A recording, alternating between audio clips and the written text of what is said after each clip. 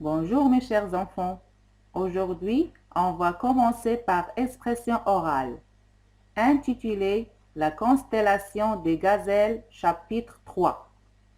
Pour commencer notre leçon, je vous demande d'observer le poster devant vous et dites-moi où se passe la scène. Allez les enfants, observez bien le poster et dites-moi où se passe la scène. C'est très bien les enfants. La scène se passe dans le désert pendant la nuit. Car on voit la lune, voici la lune, et des étoiles dans le ciel. C'est bien. Quels sont les personnages dans ce poster? Quels sont les personnages dans ce poster? Oui, mes chers enfants, les personnages sont Itri, c'est très bien. La gazelle, oui. Qui d'autre? Et plusieurs animaux, comme la gerboise. Voici la gerboise. C'est un animal du désert. Elle ressemble à une souris. Et on a encore Fennec. Voici Fennec. On a Scorpion. Voici les scorpions. Serpent. Voilà. Et des oiseaux. Très bien les enfants. Maintenant, que se passe-t-il? À votre avis, que se passe-t-il? Regardez et observez bien le poster. Oui, mes chers enfants, les animaux sont assis autour d'un grand nuage de fumée. On voit de la lumière au bas du nuage. Itri et la gazelle regardent.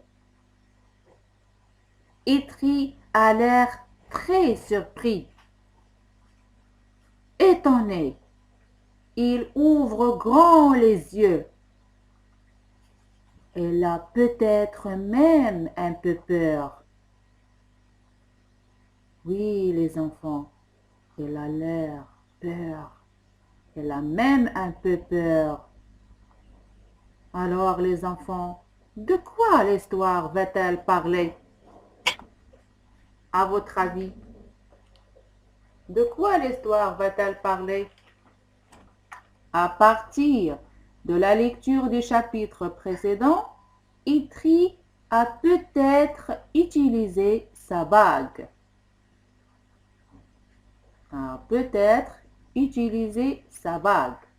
Parce que lui et ses compagnons n'avaient plus d'eau.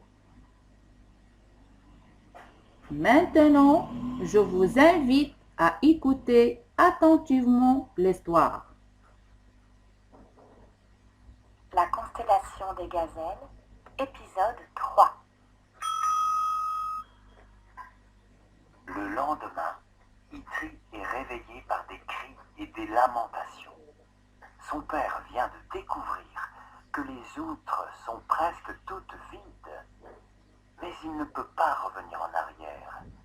S'il ne veut pas perdre sa marchandise et son argent, il doit traverser le désert. La caravane se remet en route. Bientôt, il n'y a plus une goutte d'eau dans la dernière outre. Les hommes et les bêtes sont épuisés par la soif. Itri décide alors d'utiliser sa bague d'émeraude.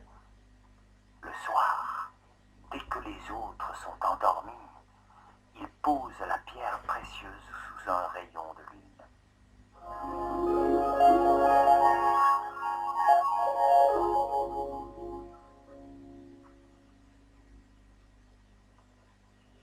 Aussitôt, une lumière verte jaillit et éclaire un étrange cercle. Au premier rang, des lucioles brillantes. Derrière elles, des oiseaux bariolés. Derrière encore, des petites gerboises, des fennecs rusés, des scorpions et une rangée de vipères à cornes. Et au centre de cet étrange cercle, un nuage de fumée bleue éclairant les djinns du désert qui dansent en se tenant par la main. Itri fait un pas en avant. Les djinns l'entourent en grimaçant. Alors la gazelle apparaît. N'aie pas peur, Itri. Viens au centre du cercle. Tu vois ce point brillant, vert comme les cornes? Touche-le et tire-le vers toi. Itri obéit. Il touche la lumière. Il sent sous ses doigts un anneau de pierre. Il soulève une lourde dalle et il entend alors le chant d'une cascade.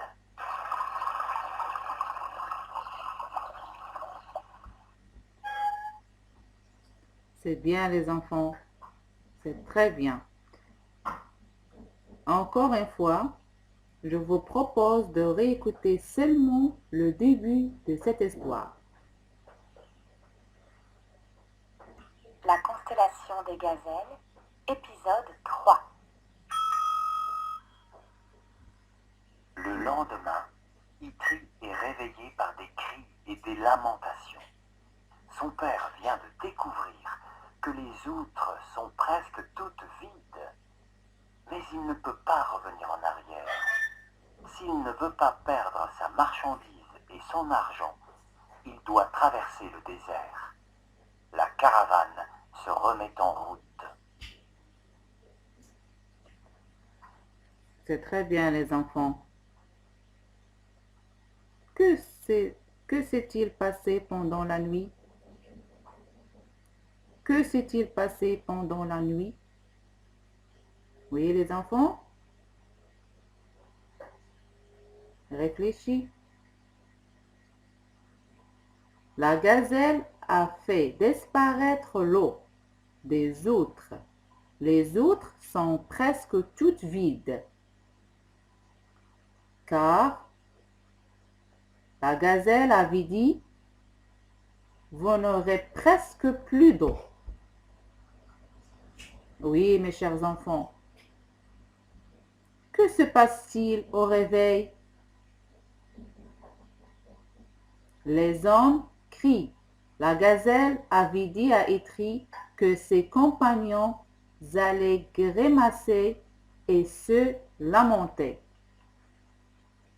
À votre avis, que va faire Itri? Il suit le conseil de la gazelle, car il ne dit rien. Et que décide le père d'Itri? Oui, les enfants, que décide le père d'Itri? Le père d'Itri décide de continuer le voyage parce qu'il ne veut pas perdre sa marchandise. Maintenant, passons à la deuxième partie de l'histoire. Bientôt, il n'y a plus une goutte d'eau dans la dernière outre. Les hommes et les bêtes sont épuisés par la soif. Itri décide alors d'utiliser sa bague d'émeraude. Le soir, dès que les autres sont endormis, il pose la pierre précieuse sous un rayon de lune.